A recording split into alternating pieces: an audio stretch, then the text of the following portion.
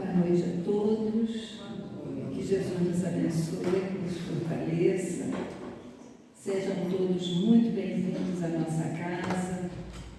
Hoje nós vamos ter uma reunião especial, diferente, porque estamos comemorando os 160 anos do livro Céu e o Inferno, que é um livro muito importante da codificação.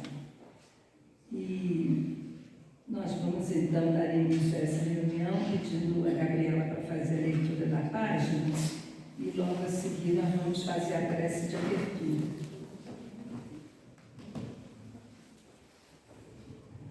Boa noite.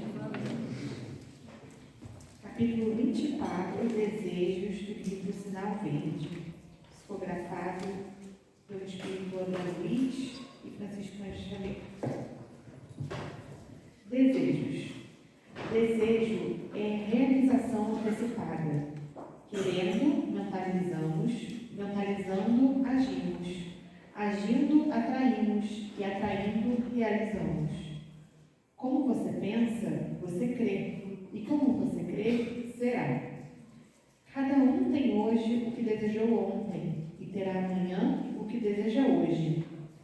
Campo de desejo no terreno do espírito é semelhante ao campo de cultura na grelha do mundo, na qual cada lavrador é livre na sementeira e responsável na colheita. O tempo que o malfeitor gastou para agir em oposição à lei é igual ao tempo que o santo despendeu para trabalhar sublimando a vida. Todo desejo, na essência, é uma entidade tomando a forma correspondente. A vida é sempre o resultado de nossa própria escolha. O pensamento é vivo e, depois de agir sobre o objetivo a que se interessa, reage sobre a criatura que o emitiu, tanto em relação ao bem quanto ao mal. A sentença de Jesus, procura e acharás, equivale a dizer, encontrarás o que desejas.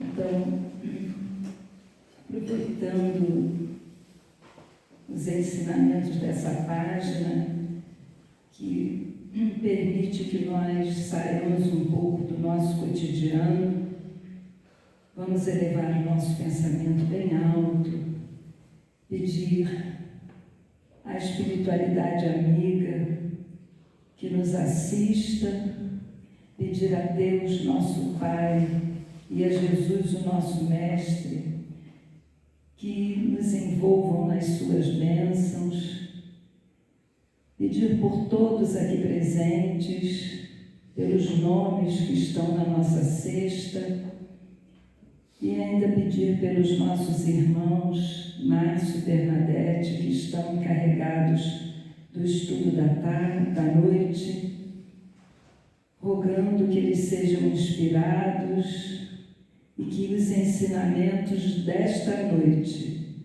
possam nos acalentar a alma, trazer para nós o conforto que estamos precisando, Senhor. Que a Tua paz nos envolva, agora e sempre. Que assim seja, graças a Deus.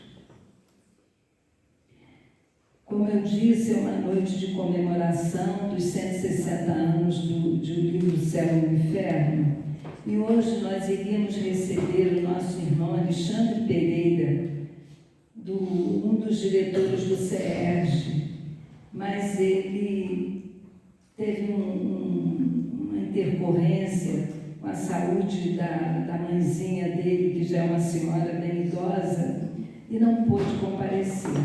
Mas, com a boa vontade de Bernadette, do Márcio, nós vamos ter uma bela reunião, tenho certeza. Então, vou passar primeiramente a palavra para Bernadette e logo a seguir o Márcio.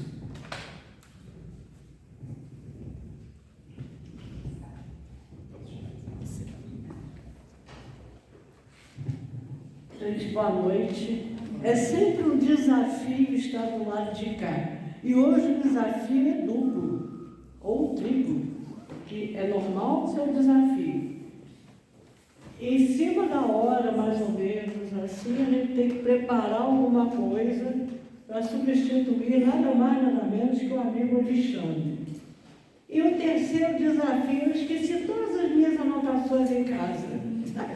Então vai ter que ser tudo pelo meu HD aqui, que eu espero que funcione.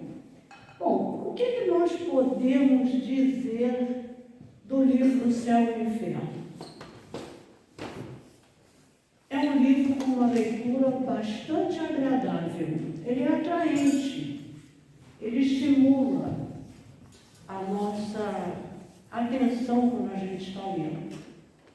Ele é o desdobramento da quarta parte do Livro dos Espíritos, que tratava de esperanças e consolações.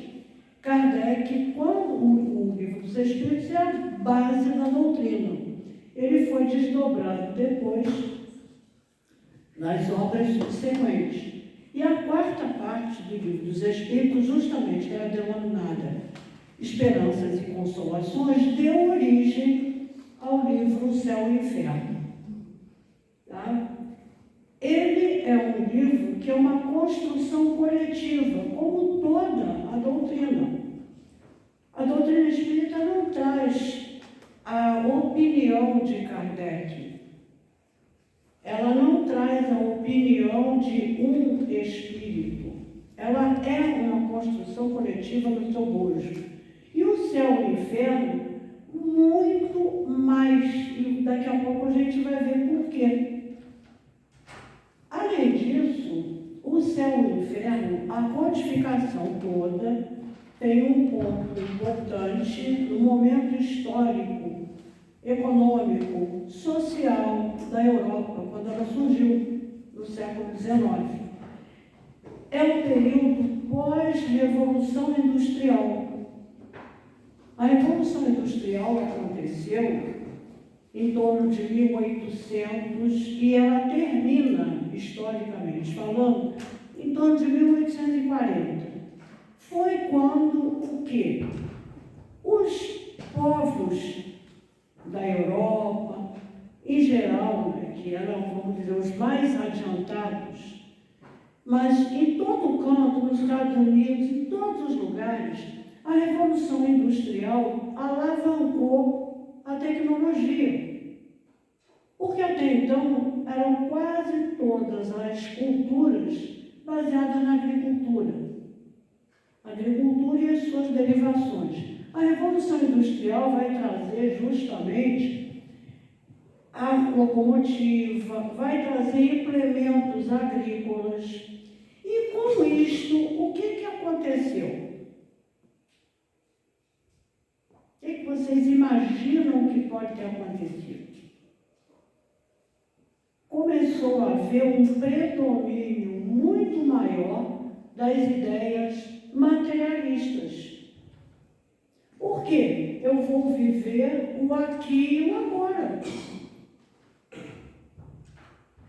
Tudo que eu vou conseguir, que era mais difícil de conseguir, vamos dizer, roupa, calçados, alimentos, eu agora tenho em mais abundância. Eu posso aproveitar mais a vida. Então, isso foi trazendo um resquício de um sentimento mais de materialismo, sem preocupações filosóficas de futuro. Até que, no século XIX mesmo, mais à frente, surge a doutrina do niilismo. Niilismo vem de nihil, em latim, que é nada. Então é o quê? É a cultura daquilo que só vale o que eu vejo, o que eu toco, a matéria. As preocupações com o que acontece depois da morte, as pessoas foram deixando de ter. Então o livro Céu e Inferno vai resgatar, ou pelo menos estimular, que as pessoas voltassem a se preocupar com esse tema. O que acontece depois que eu morro? O que acontece? Eu tenho vida depois que eu morro? Como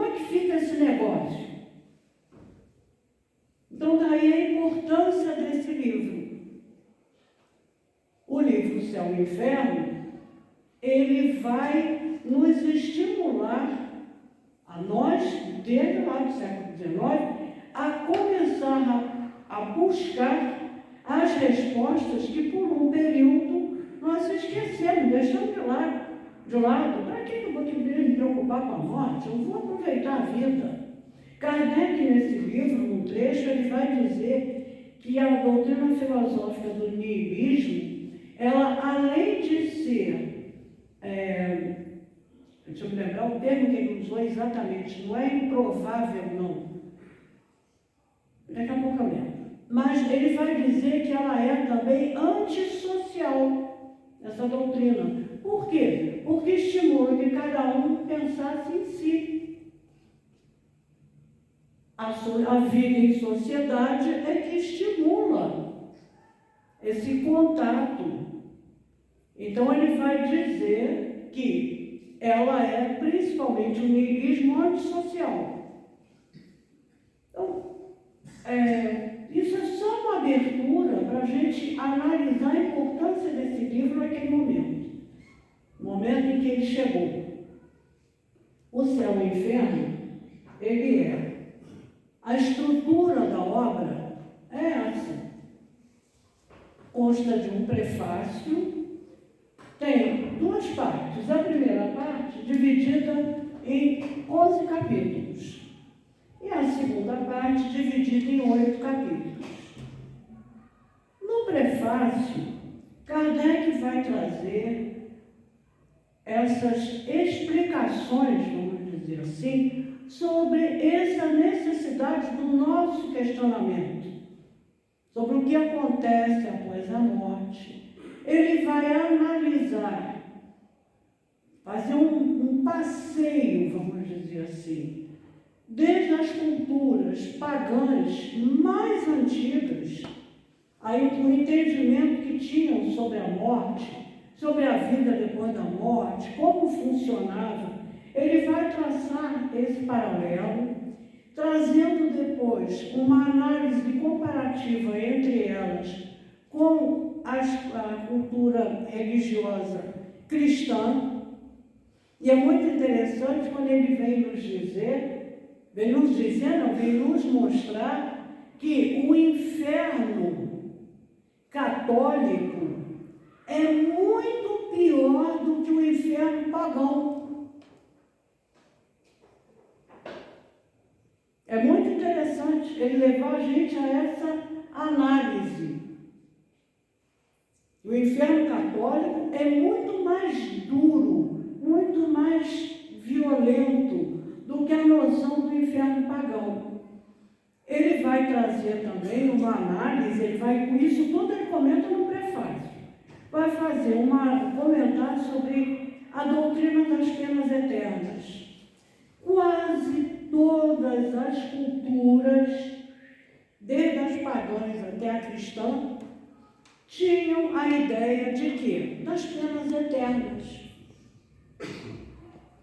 Você fez, eu faço uma coisinha ruim para Isaura, ou eu faço muita coisa ruim para o Márcio, não importa. Eu vou para o inferno de qualquer maneira, não importa um pouquinho ou muito. A doutrina das penas eternas, ela é também muito violenta para nós cristãos, porque ela permaneceu, essa ideia que veio de antes, ela permaneceu. Sem contar que a ideia do céu e do inferno é interessante, né? O céu, quem é bom que vai para o céu, quando morre, vai para cima. E o inferno vai para baixo, mas em cima e embaixo de quê? Se a Terra não é o único ponto do universo. Em cima e embaixo, em relação a quê? Então ele vai vai começar a estimular a nossa curiosidade já no prefácio,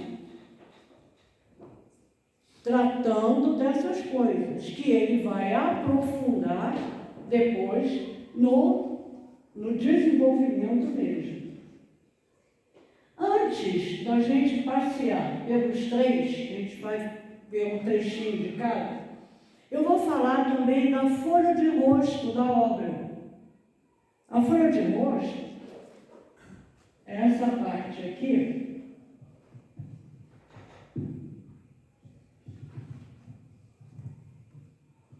Isso aqui, tá? Essa parte aqui, que vem no início do livro.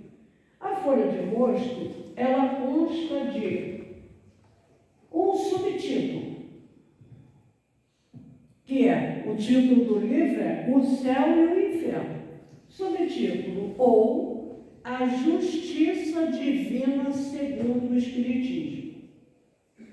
Aí ele já traz aqui, para quem nunca ouviu falar de doutrina espírita, e entra numa livraria e vê esse livro, se interessa pelo título, e abre a folha de rosto e diz assim, opa, Justiça Divina segundo o Espiritismo?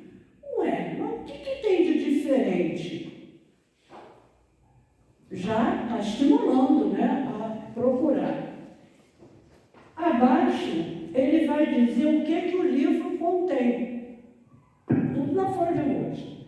E ele diz o seguinte: o exame comparado das doutrinas, desde dos povos pagãos, sobre a passagem da vida corpórea à vida espiritual, as penalidades e as recompensas futuras, os anjos e os demônios, as penas eternas, etc. Seguido, ele continuando, de numerosos exemplos de situação real, da alma durante e depois da morte.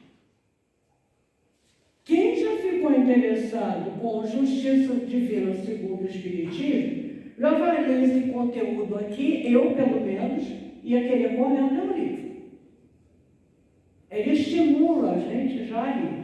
E mais abaixo, ele vai trazer uma citação que diz o seguinte: juro por mim mesmo, disse o Senhor Deus, que eu não quero a morte do ímpio, e sim que ele se converta, que deixe o mau caminho e que viva.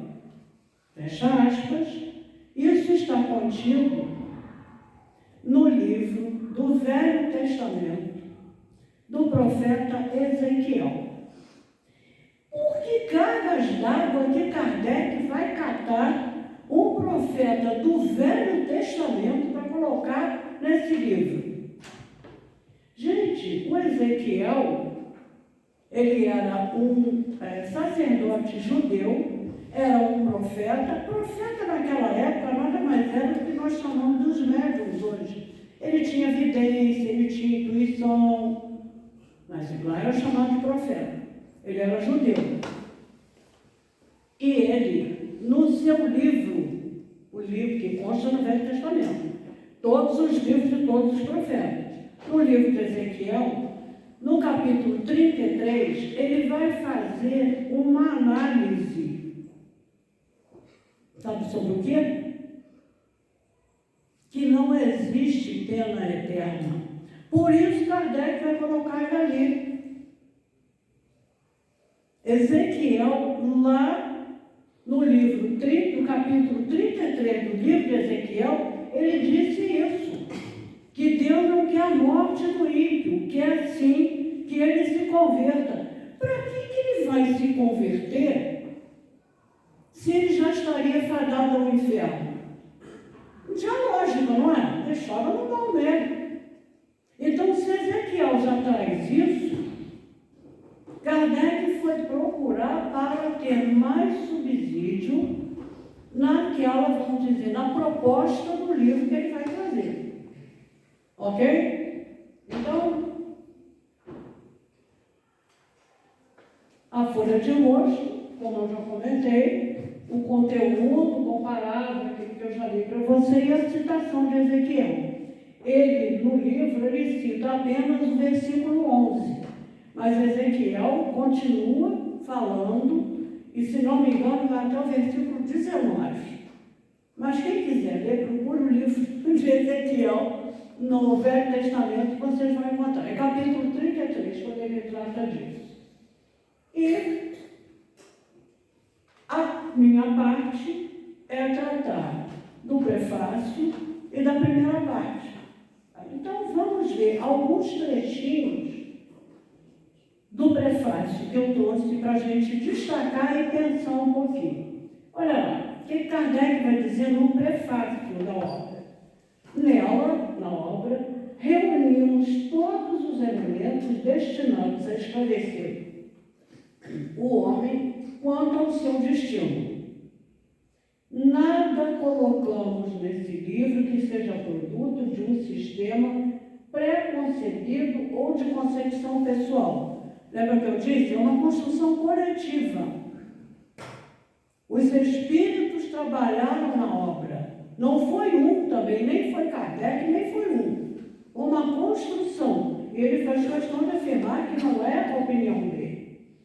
Tudo foi deduzido da observação e da concordância dos fatos. Era o método de trabalho dele desde a primeira obra. As novas ideias só frutificam quando a Terra está preparada para recebê-las. Sim, no momento em que o materialismo já estava agraçando muito,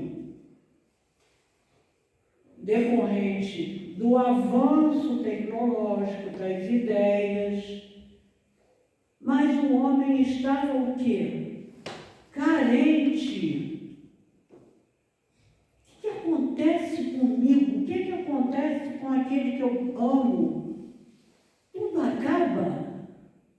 Não fica nada. Não sobra nada. Para que eu vou ser bom?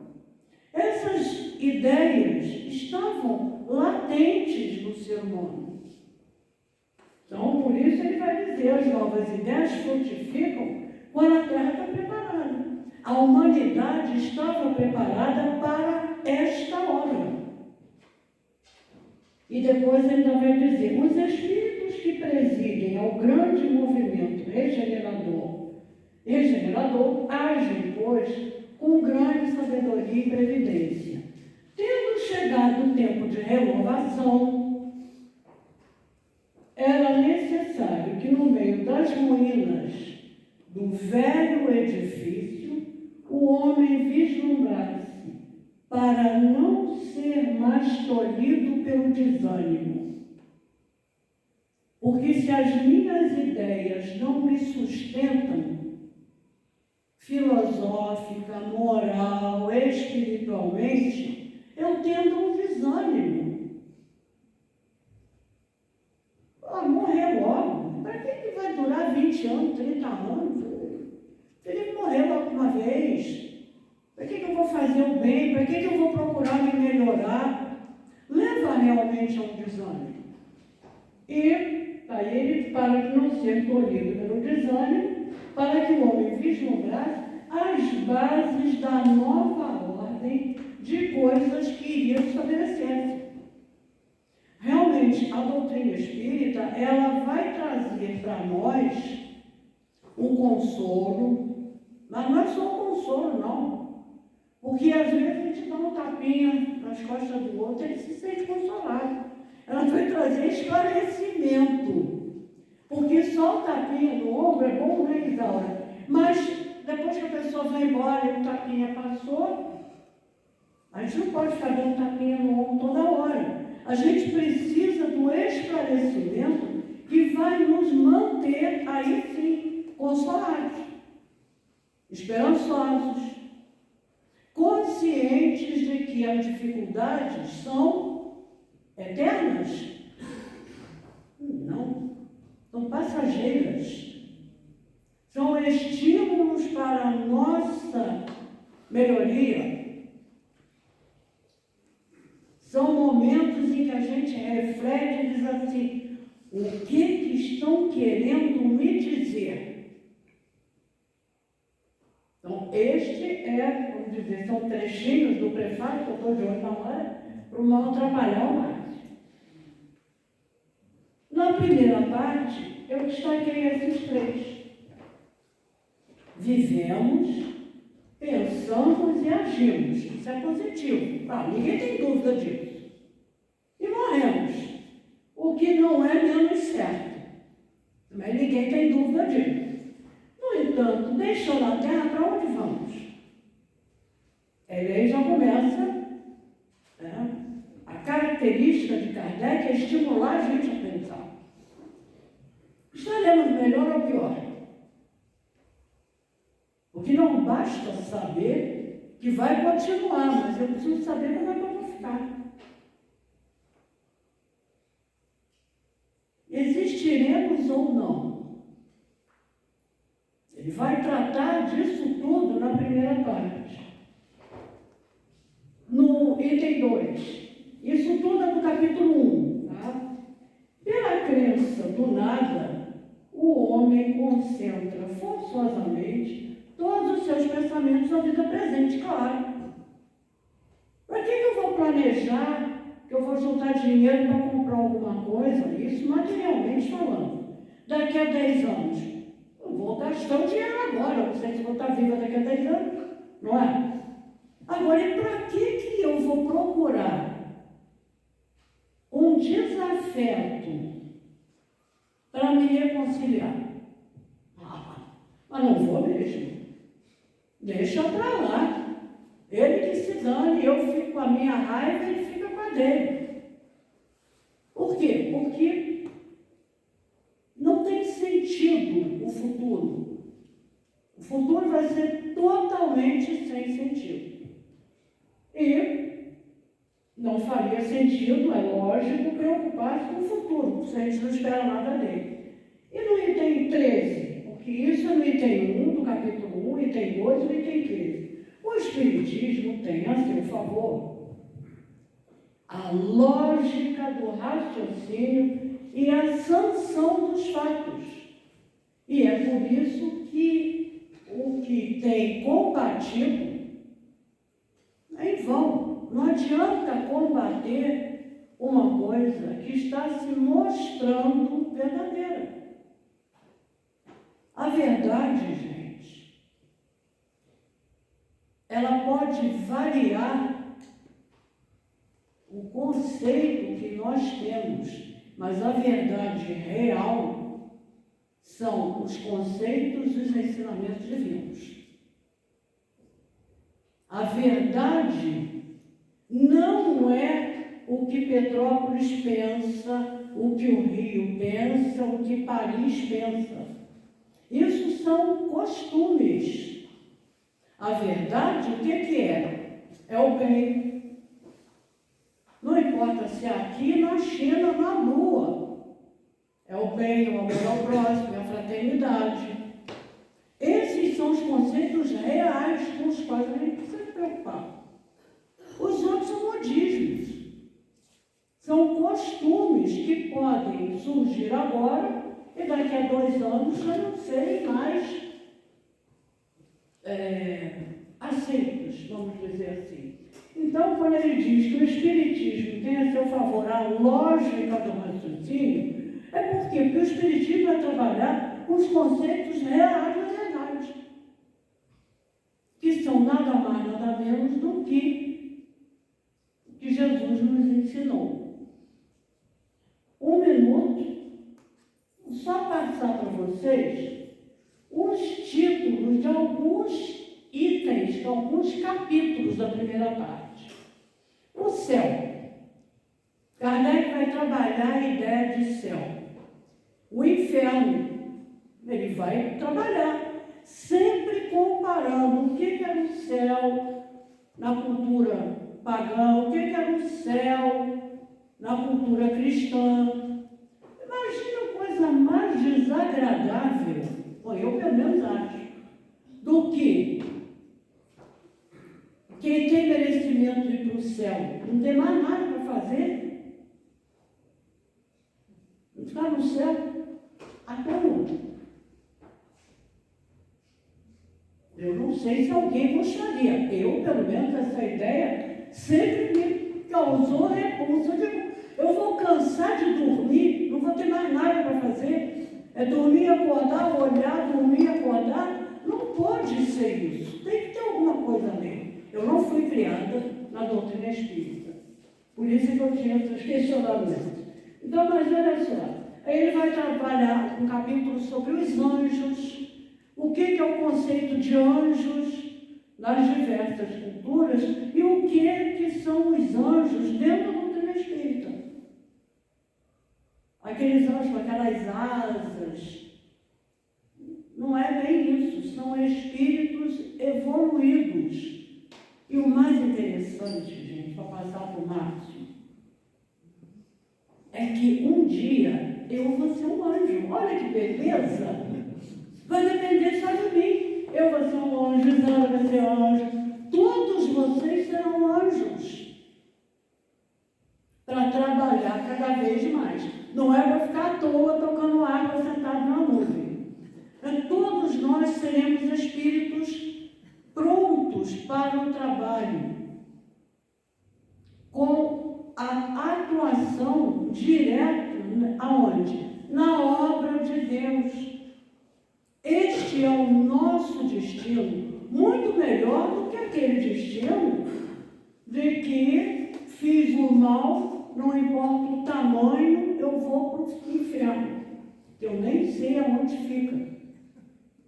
No Polo Norte, Polo Sul, porque se mudar, o que é o embaixo para o japonês? Né? Que ele está numa posição diferente, o Japão está numa posição diferente da nossa, o que é o embaixo para eles? Então, essas noções, gente, todas são trabalhadas nesse livro maravilhoso. E, pasmem, é uma das obras menos lidas da doutrina espírita e muito menos estudadas. Olha como vale a pena vocês saírem daqui, irem lá para a Dani, na livraria, ou na biblioteca, e pegar esse livro, porque ele é maravilhoso.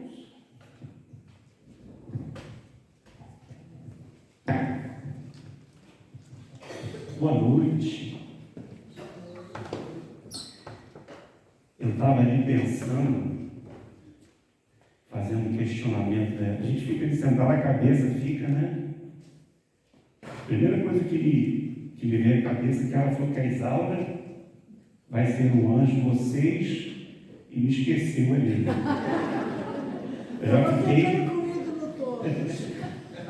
Já fiquei preocupado com isso. Mas, enfim, já como ela já declarou que não existe nem o inferno não existe penas eternas, aí eu fiquei um pouco mais tranquilo. E o pior não é isso, aí a gente acaba lembrando também, talvez não vou falar que os mais antigos, mas as pessoas que já estão aqui na UMEC há mais tempo, que toda vez que nós temos peças de teatro aqui na casa, né? A Clarinha, eu acho que a Clarinha hoje não está aí, né? Clarinha escreveu uma vez uma peça em que ela me convidou para participar, né? E eram dois atores, era eu e o Átila, lá do Rio, né? Agora é médico até agora, né? E aí ela deu papel, ela dividiu o palco, né? Como se fosse, entre aspas, um céu e um inferno, né? Azul e vermelho. Foi uma peça muito, muito bacana, há muitos anos isso. Eu não sei porque também ela me convidou para fazer papel do inferno, né? Isso chega aqui hoje, né? Ela fala, né? Ela me compara como um anjo. Olha, minha cabeça voltou há 30 anos atrás de uma peça que eu fiz aqui, no lado vermelho da força. Gente, o Márcio também vai ser um espírito puro. Pronto. Agora eu posso começar. Agora eu consigo. Márcio, existe outra versão. Ela não disse que você será, porque você já é. Eu pensei nisso também, mas eu vou falar que é vaidade, né? Eu preferi não falar de outra forma. Mas, gente, mas é verdade, quando a gente está, a Bernadette estava falando ali, a minha cabeça estava fervilhando de situações, né? De lembranças e tudo mais. Esse livro, como ela falou, ele é maravilhoso. Ele é muito, muito bom, muito instrutivo. Normalmente, quando eu, pelo menos também, que venho de uma origem católica, que se tinha noção do medo, né? Que essa questão do inferno e tudo mais, e que a gente começa a questionar, não aceitar. Esse livro, Céu e Inferno, ele traz realmente muitas respostas.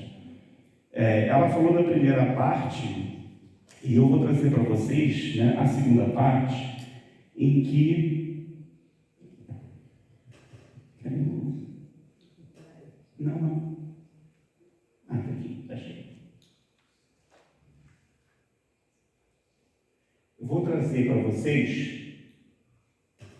Peraí que está correndo um pouquinho.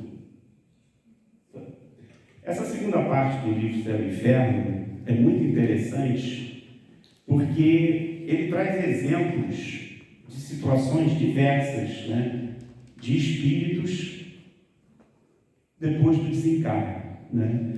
Então, ele dividiu no início dessa primeira parte do que eu vou trazer para vocês em espíritos felizes após o desencarne, espíritos numa situação mediana e espíritos infelizes.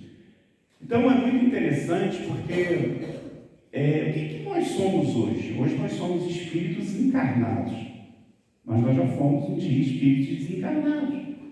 E vamos ser, né, um dia espíritos também desencarnados. E esses que hoje estão lá, né, é o vai e vem, que estão desencarnados, um dia vão ter a oportunidade de reencarnar. Então, todos esses 3 exemplos aqui que eu vou falar hoje, na verdade, são situações em que a gente percebe que ainda existe na humanidade. E talvez até a gente consiga, quando a gente for ler o livro, falar, nossa, eu tenho muitas características dessa criatura.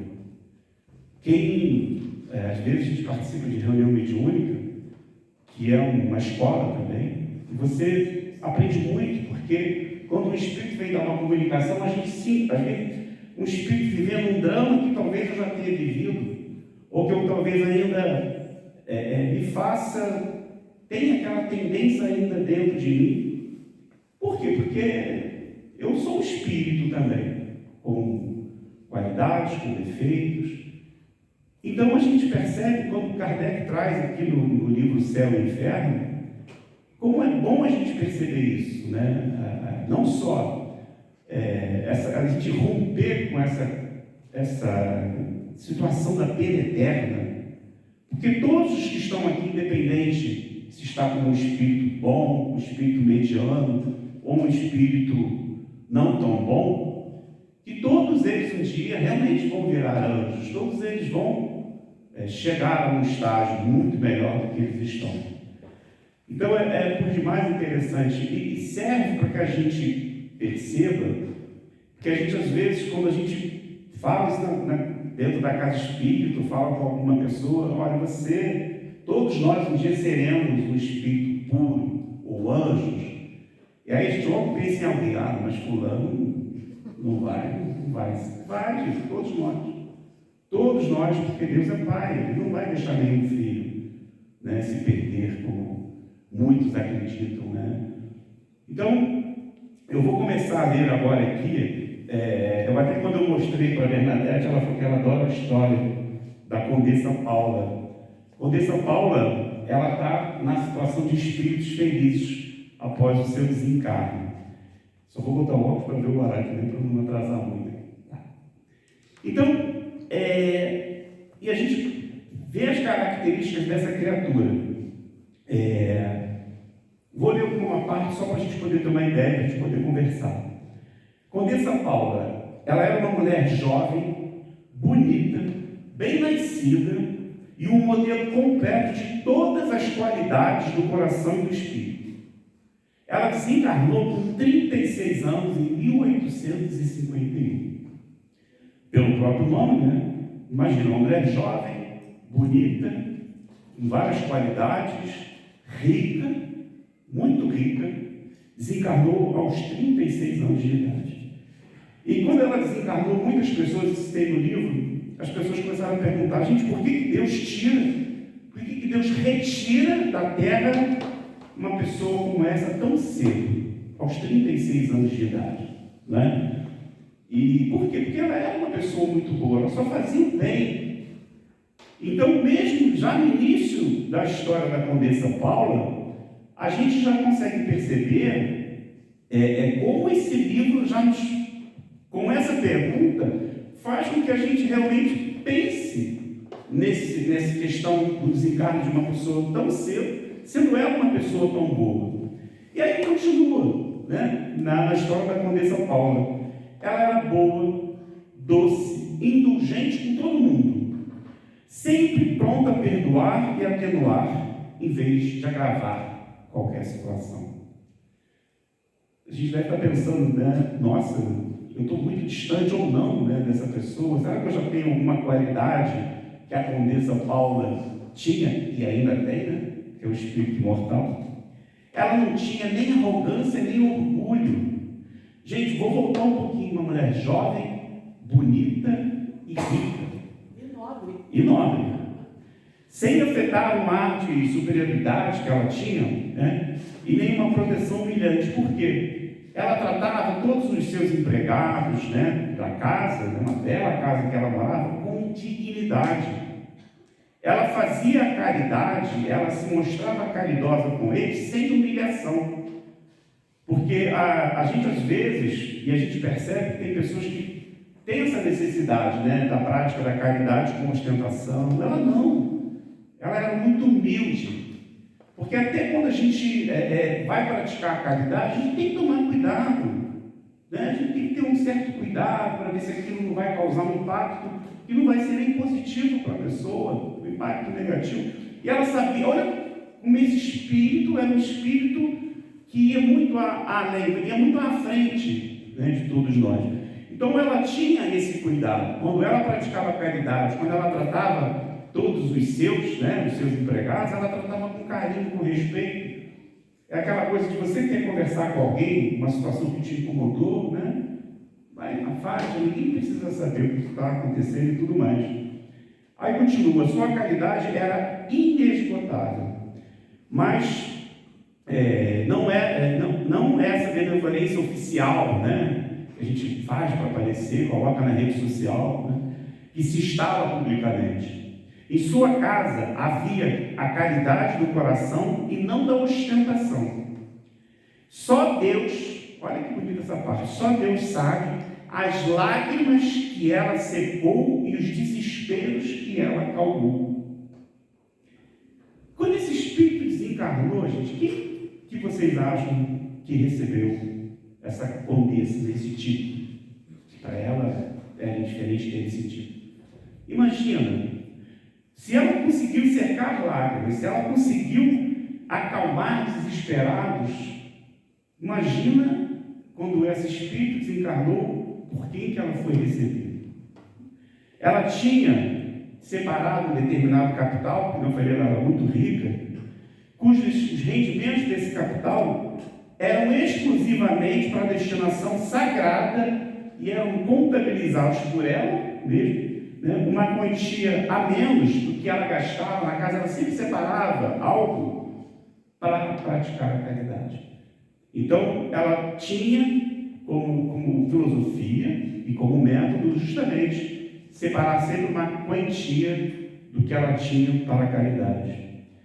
12 anos após a sua morte, houve uma evocação desse espírito, né, por um dos seus parentes, que estava começando a iniciar na doutrina espírita, e respondeu às diversas perguntas que lhe foram feitas. Resumindo aqui algumas, né? Quando ela perguntou qual era a situação dela, como ela se sentia, como ela estava, e ela vai dar uma explicação para esse parente. Você tem muita razão, meu amigo, meu querido, em pensar que ele perguntou para ela se ela estava, qual era a sensação dela, como que ela se sentia. E ela falou, você tem razão, eu realmente estou feliz. Na verdade, eu estou muito mais feliz do que é possível exprimir a vocês. No entanto, ainda estou longe do último degrau. Imagina, se ela está longe do último degrau, e talvez nós ainda não conseguimos nem fazer 10% do que ela fez, imagine que degrau que nós estamos, né? Já é uma demonstração, ela desencarnou e continua sendo a mesma pessoa humilde. Então não é o desencarno que vai mudar nada em nós. Nós temos que mudar aqui. E quando nós desencarnarmos, nós vamos ser a mesma criatura. Se eu sou arrogante, eu vou continuar sendo arrogante. Não existe uma divisão, né? A morte não divide, eu vou continuar com a mesma personalidade. E ela fala assim, eu estava entre aqueles que são felizes na terra. Por que ela quis falar isso? Porque como ela tinha dinheiro, um título, uma boa casa, ela fala, eu estava feliz entre aqueles que se consideram felizes na terra. Mas o que é felicidade perto do que eu experimento agora? Porque quando nós desencarnamos, né, a nossa consciência, que é o grande tribunal, né, que é aquilo que realmente faz com que a gente, quando a gente desencarnasse, ser o espírito que vai retratar bem aquilo que nós fomos aqui, a consciência dela, de tudo aquilo que ela conseguiu fazer enquanto estava encarnada, é que era a verdadeira felicidade. Então, aquilo que a gente intitula felicidade aqui enquanto encarnada não tinha nada a ver com a verdadeira felicidade que ela sentia lá. O que são seus horizontes limitados? A gente olha, né, nossos horizontes são limitados, ainda mais em Petrópolis, com muita montanha, a gente só, né? O que adianta desses horizontes limitados e nebulosos ao lado do espetáculo grandioso dos mundos se movendo no universo sem limites sob a possante mão do Todo-Poderoso? O universo que ela enxergava era muito maior no plano espiritual, né? Aqui tudo respira amor, confiança e sinceridade. É igualzinho, né, na Terra, igualzinho ao nosso planeta. Amor, confiança e sinceridade. Continuando. Não se trata de um conceito eterno, de uma festa sem fim, de uma beatífica contemplação para toda a eternidade. A Bernadette acabou de falar da contemplação do céu. Gente, isso não existe. Ela fala, não se trata disso, de um eterno concerto, né? de viver em contemplação. E aí ela continua. Cada um aqui tem uma missão a cumprir. Seus protegidos para cuidar. Todos nós temos os nossos anjos protetores, como queiram chamar de espíritos protetores. Os amigos da terra para visitar. Mecanismos da natureza para dirigir. Almas sofredoras para consolar. O espírito que alcança esse estágio, né, de felicidade, porque ela era feliz, ela se considera um espírito feliz, mas ela se considerava feliz porque mesmo após o desencarne, ela ainda, né, continua a trabalhar. E aí ela continua aqui resumindo um pouquinho. Nesse momento, a Terra é objeto de uma grande preocupação nossa, quer dizer, a preocupação existe até hoje, né? Que movimento há entre os espíritos? Há numerosos grupos que se dirigem à Terra para cooperar com a sua transformação. Esses espíritos nunca param de trabalhar. Talvez uma pena, entre aspas, seria a ociosidade. Porque quem é bom quer estar sempre ativo, quer estar sempre agindo. Trabalhadores, para todos nós, eu estive na mesma condição de vocês. Eu, nobre dama, como vocês, ganhei o pão com o suor do meu rosto. Sofri privações, intempéries, e foi isso que desenvolveu as forças viris da minha alma. E nesse capítulo aqui, nessa parte, a gente entende que ela relembra reencarnações anteriores, quando ela viveu na pobreza. Então, foi nesses momentos mais difíceis que ela conseguiu desenvolver a criatura que ela é hoje, mesmo quando ela chegou na riqueza, depois de tudo que ela fez. E é interessante que ela assina assim no final da mensagem: Paula, na terra, condessa. Na terra ela tinha título. Na terra ela tinha um pronome de tratamento que as pessoas tinham. Lá no plano espiritual, esse título, né, já não existia mais. Deixa eu ver se eu tenho que dar uma corridinha lá. Seguinte, Joseph Bradley, ele ele faleceu, ele é um espírito em condição mediana. Ele faleceu em 1840 e foi evocado por sua neta, e mortou em 1862. Homem honesto, né? Segundo Deus e segundo os homens. Foi o título que deram para ele. Por quê, gente? Porque a gente às vezes fica pensando o que é a justiça, né? Justiça de Deus, justiça dos homens. E ele realmente é um homem muito honesto. Mas era um homem honesto, único e exclusivamente, ele fala aqui, perante a justiça dos homens.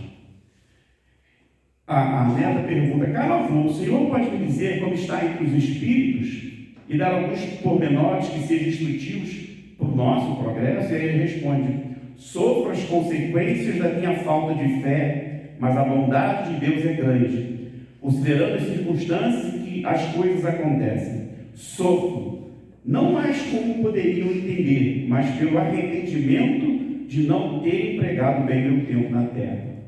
Então vejam bem, um espírito em condições medianas, mesmo com esse sofrimento, dele perceber que ele poderia ter feito muito mais, ele é amparado, porque ninguém fica desamparado. Aí a neta pergunta: como o senhor não empregou bem o seu tempo? O senhor sempre viveu como um homem honesto, correto? Ele, sim, honesto do ponto de vista dos homens, mas há um abismo entre o homem honesto diante do homem dos homens e o honesto diante de Deus.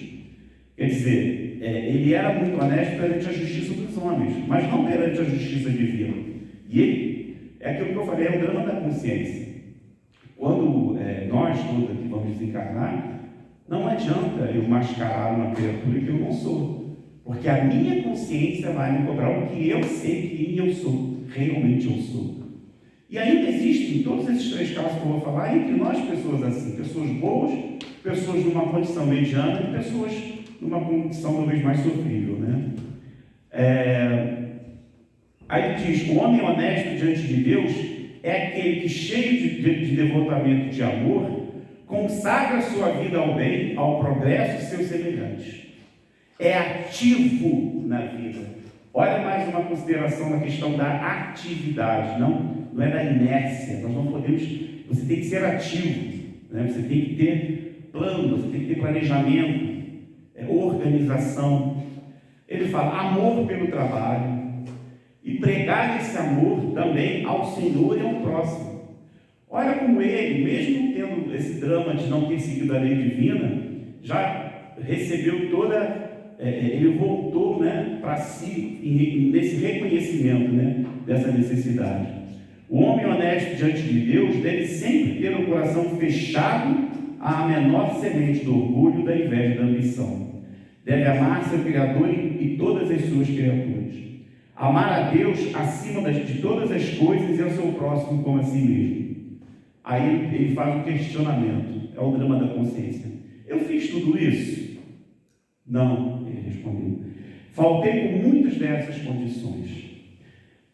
Não tive a atividade que deveria ter. Quando compreendi isso, levou tempo para ele ter essa compreensão, sofri, mas sofri muito.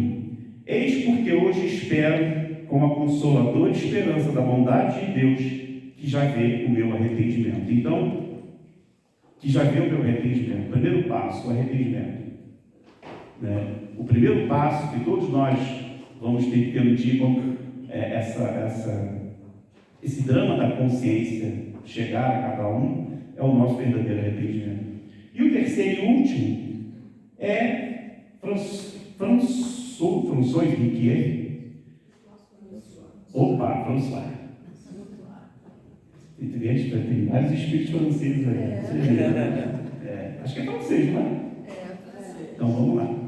Esse espírito, gente, pela própria figura, vocês, né, contando o dinheiro dele ali, aquela pessoa que ele era um homem comum, né? Já era um senhor de uma certa idade, avarento, solteiro, por opção, não queria ter compromisso com ninguém, vivia na solidão, né? Não quer conviver com ninguém.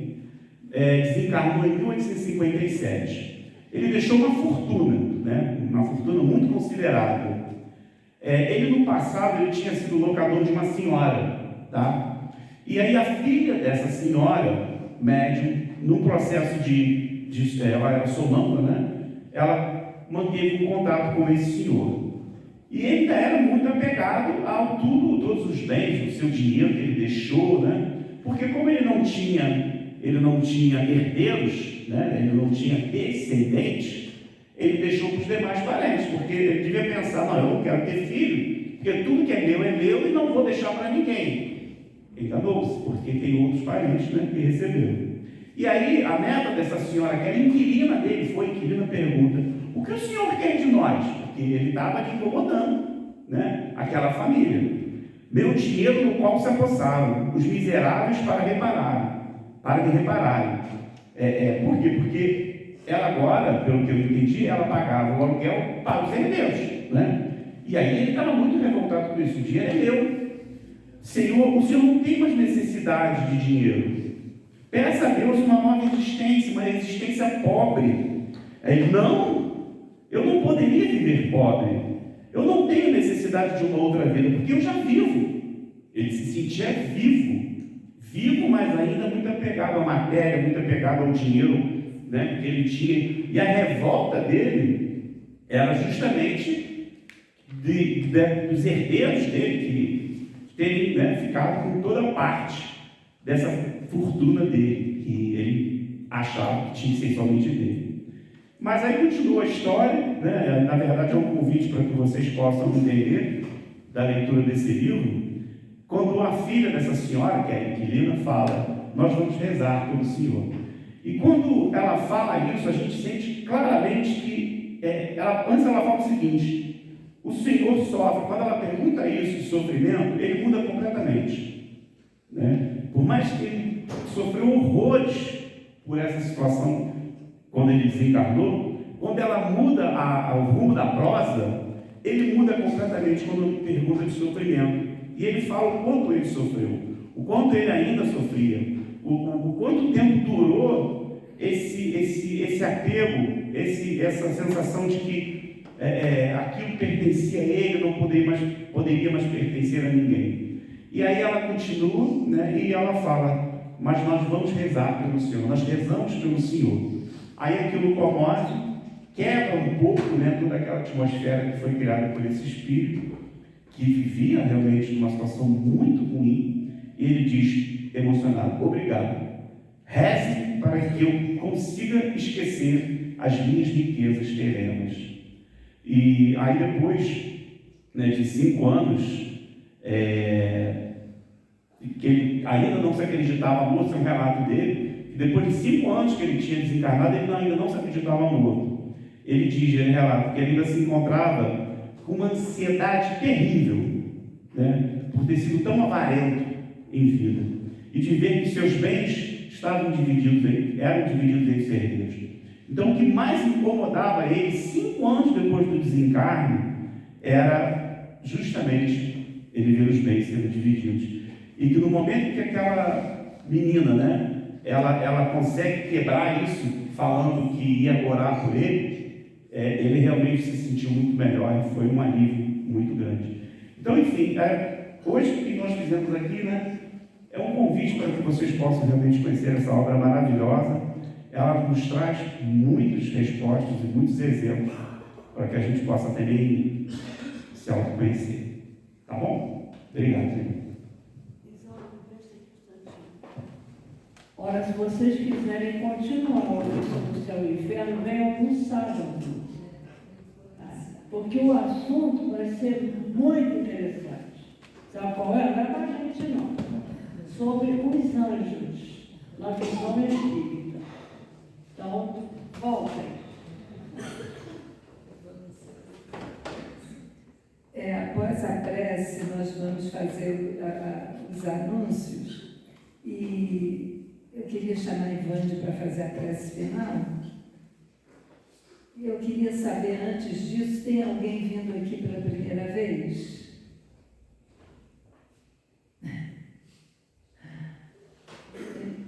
Todos já são veteranos, então tá bom. Ivande, por favor.